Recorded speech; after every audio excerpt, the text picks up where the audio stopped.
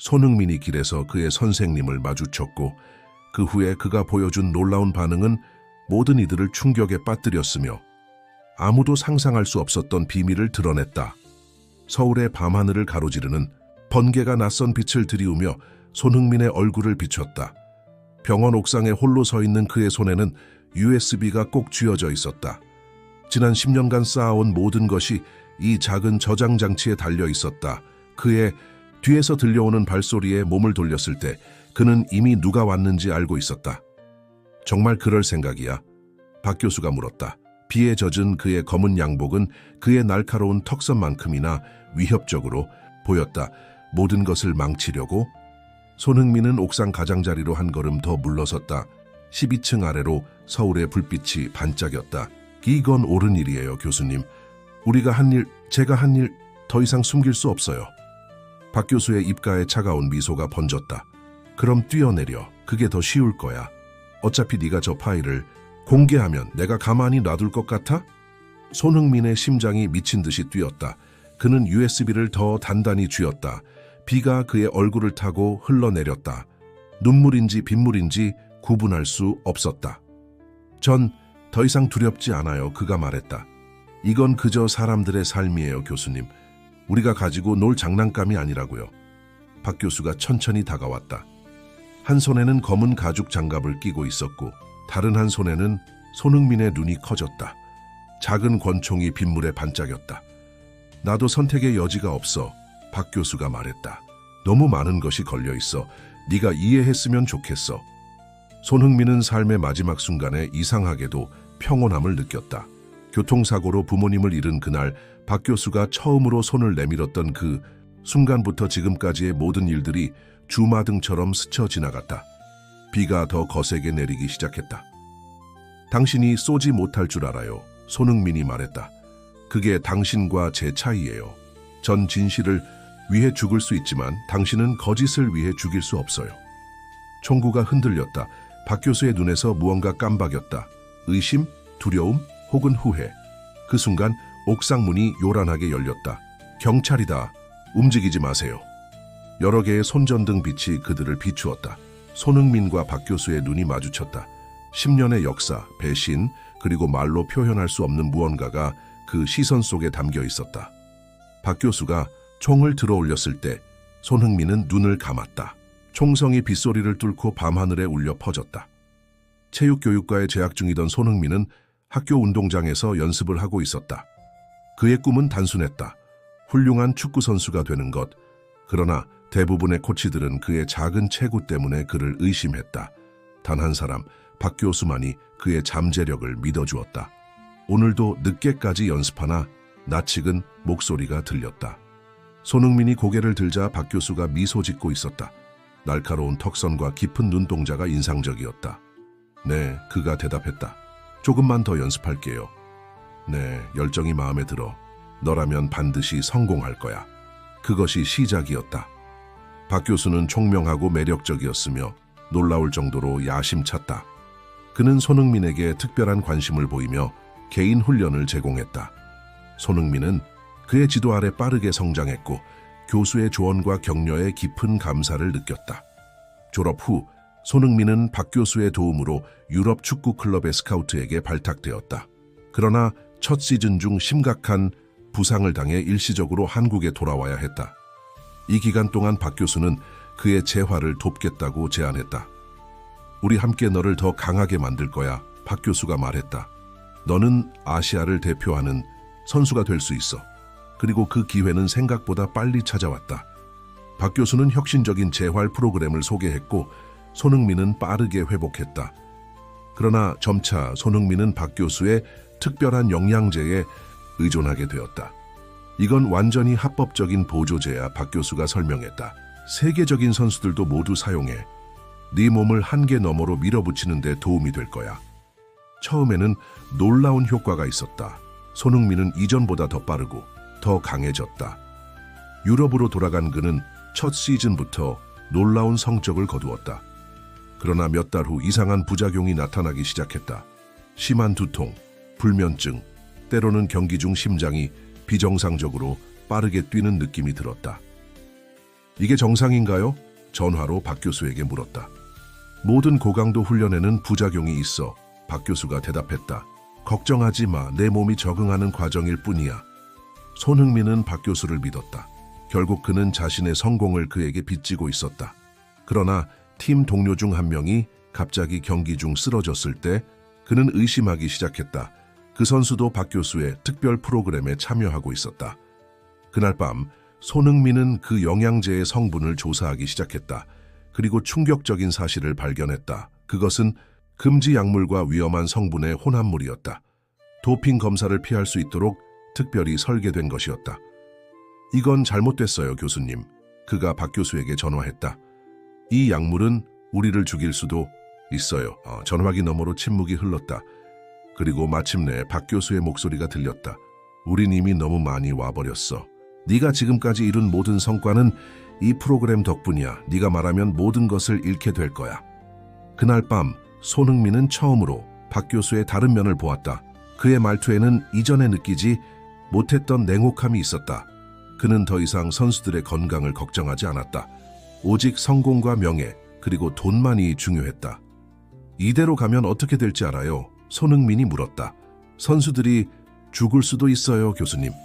박 교수는 웃음을 흘렸다. 모든 위대한 성취에는 희생이 따르는 법이야. 법적으로 문제없게 만들면 돼.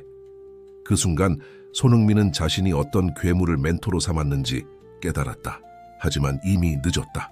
그는 이미 금지 약물을 사용한 공범이었다. 다음 시즌 손흥민은 유럽 리그에서 최고의 활약을 펼쳤다. 그는 아시아 선수로는 최초로 여러 기록을 세웠고 전 세계적인 스타가 되었다. 겉으로 보기에 모든 것이 완벽했다. 그러나 손흥민은 밤마다 악몽에 시달렸다. 그의 성공이 거짓 위에 세워졌다는 사실이 그를 괴롭혔다. 더 끔찍한 것은 이제 더 많은 젊은 선수들이 박 교수의 프로그램을 따르고 있다는 사실이었다. 손흥민은 몰래 증거를 수집하기 시작했다. 약물 성분, 부작용 데이터, 그리고 박 교수와 다른 코치들 사이의 대화 녹음까지. 그는 언젠가 진실을 밝힐 결심이었다. 무슨 생각을 그렇게 해? 박 교수가 물었다. 그들은 손흥민의 런던 저택에서 만나고 있었다. 창밖으로 도시의 야경이 펼쳐졌다. 아무것도 아니에요. 손흥민이 미소 지었다. 그냥 다음 경기 생각 중이었어요. 박 교수는 그의 어깨를 부드럽게 쥐었다. 걱정 마. 내 프로그램을 계속 따르면 넌 역사를 만드는 거야. 아시아 최고의 선수가 될 거야. 손흥민은 고개를 끄덕였지만 마음속으로는 다른 결심을 굳히고 있었다. 그날 밤 그는 비밀리에 박 교수의 프로그램에 참여한 다른 선수들의 건강 기록을 분석했다. 그리고 충격적인 패턴을 발견했다. 심각한 건강 문제가 계속 증가하고 있었다. 다음 날 손흥민은 팀 의사인 김지현을 찾아갔다. 지현은 정직하고 원칙을 중요시하는 사람이었다. 보여드릴 것이 있습니다. 손흥민이 말했다. 지현은 데이터를 검토한 후 창백해졌다. 이게 사실이라면 즉시 스포츠 당국에 보고해야 해요. 그럴 생각입니다. 손흥민이 대답했다. 하지만 증거를 더 모아야 해요. 박 교수는 그는 쉽게 포기하지 않을 겁니다. 그들은 비밀리에 추가 조사를 시작했다. 일주일 후 지현이 손흥민에게 전화했다. 더 심각한 문제를 발견했어요. 당장 만나야 합니다. 그러나 약속 장소에 도착했을 때 손흥민은 경찰차와 구급차를 발견했다. 지현은 자살한 것으로 보고되었다. 그의 아파트에서 심장마비 약이 과다 복용된 차에 발견되었다.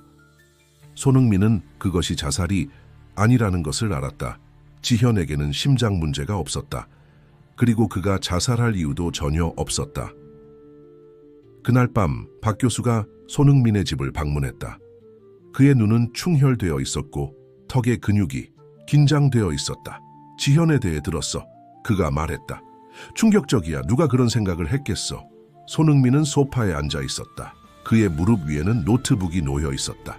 화면에는 지현과 나눈 마지막 메시지가 보였다. 지현을 죽인 거예요? 그의 목소리는 떨렸다. 박 교수의 얼굴에서 혈색이 사라졌다. 그는 천천히 손흥민에게 다가와 노트북 화면을 보았다. 네가 뭐 하고 있는 거야, 손흥민? 대답해요, 교수님. 지현을 당신이 죽였어요. 박 교수는 한참 동안 침묵했다. 그리고 결국 그는 소파에 무겁게 앉았다. 직접 죽인 건 아니야. 그가 마침내 말했다. 하지만 그래, 내가 지시했어. 너와 그가 무슨 짓을 하는지 알았어.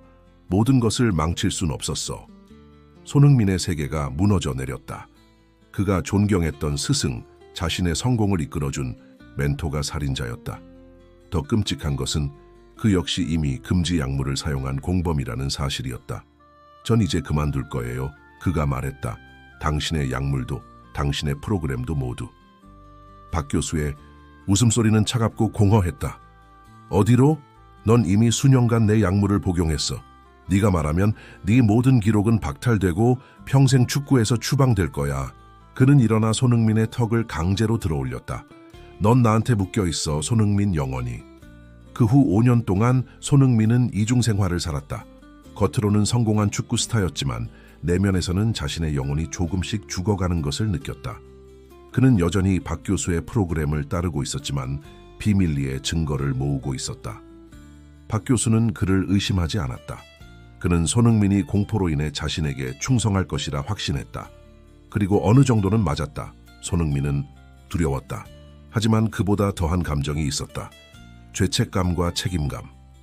그러던 어느 날 손흥민은 병원에서 일하는 또 다른 옛 팀 동료 박성민을 우연히 만났다. 성민은 박 교수의 프로그램 때문에 은퇴한 선수였다. 요즘 이상한 사례들이 많아, 성민이 말했다. 박 교수의 프로그램을 따랐던 선수들이 심각한 건강 문제를 보이고 있어. 이미 2명이 심장마비로 사망했어. 손흥민의 얼굴이 창백해졌다. 확실해?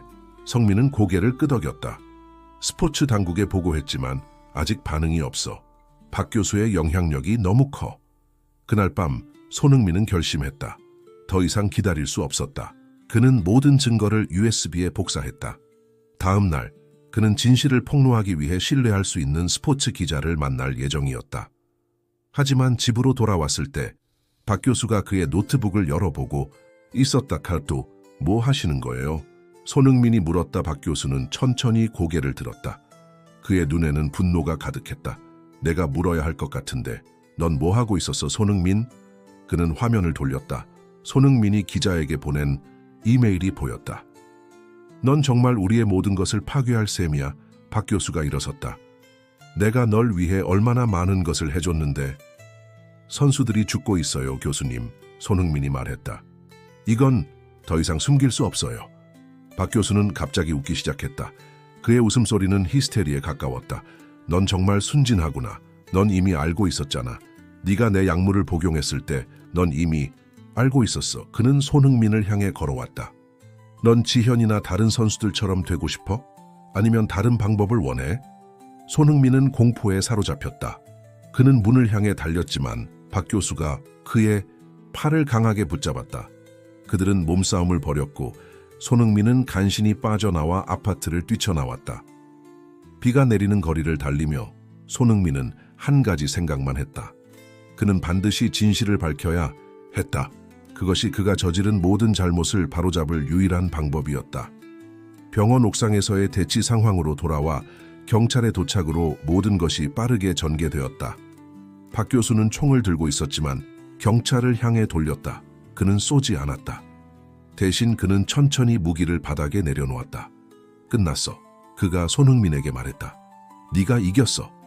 경찰이 박 교수를 체포하는 동안 손흥민은 USB를 꽉 쥐고 있었다. 그는 그것을 담당 형사에게 건넸다. 여기 모든 증거가 있습니다. 박 교수의 금지 약물 프로그램의 모든 진실이요.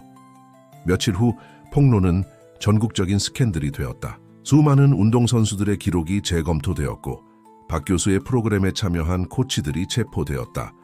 손흥민 역시 금지 약물 사용으로 인해 6개월 출전 정지 처분을 받았지만 협조의 대가로 더 심한 처벌은 면했다. 더 중요한 것은 그의 양심이 마침내 자유로워졌다는 점이었다. 정지 기간 동안 손흥민은 많은 시간을 반성하며 보냈다. 그는 클린 스포츠를 위한 재단을 설립하여 젊은 선수들에게 약물의 위험성을 교육하기 시작했다. 복귀 후 손흥민은 더 이상 예전과 같은 화려한 성적을 내지 못했지만 그의 정직함과 용기는 팬들에게 더 큰 존경을 받았다. 그는 진정한 롤모델이 되었다. 어느 날 그는 박 교수의 프로그램으로 인해 아들을 잃은 한 어머니를 만났다. 그 어머니는 처음에는 손흥민을 비난했지만 결국 그의 용기를 인정했다. 당신이 진실을 말하지 않았다면 더 많은 젊은이들이 희생되었을 거예요. 그 어머니가 말했다. 손흥민은 마지막으로 박 교수를 감옥에서 방문했다. 그는 많이 변해 있었다. 한때 날카로웠던 그의 얼굴은 이제 지쳐 보였다. 왜 왔어? 그가 물었다. 이유를 알고 싶어서요. 손흥민이 대답했다. 왜 그렇게까지 하셨어요? 박 교수는 한참을 침묵했다. 처음에는 선수들을 돕기 위해서였어. 그가 마침내 말했다. 하지만 점점 성공이 더 중요해졌어. 인정받고 싶었어. 그리고 한번 시작하니 멈출 수 없었어. 후회하세요? 손흥민이 물었다. 박 교수는 쓴웃음을 지었다. 너는? 손흥민은 천천히 고개를 끄덕였다. 매일요. 하지만 적어도 이제는 거짓말 속에 살지 않아도 돼요. 그가 일어나 떠나려 할 때 박 교수가 그를 불렀다. 손흥민, 내가 널 정말 믿었다는 건 알아줬으면 해. 넌 내가 본 가장 뛰어난 선수였어. 손흥민은 잠시 멈췄다. 저도 당신을 믿었어요, 교수님. 그래서 더 아팠어요. 감옥을 나서며 손흥민은 서울의 하늘을 올려다보았다. 비가 내리기 시작했지만 이번에는 그는 비를 피하지 않았다. 차가운 빗방울이 그의 얼굴을 적셨다. 그것은 마치 씻겨 내려가는 것 같았다. 과거 죄책감 그리고 두려움이. 그는 이제 자유로웠다. 가면 뒤에 숨지 않고 진실 속에서 살아갈 자유. 그리고 그것은 그 어떤 성공보다 값진 것이었다. 약라큐부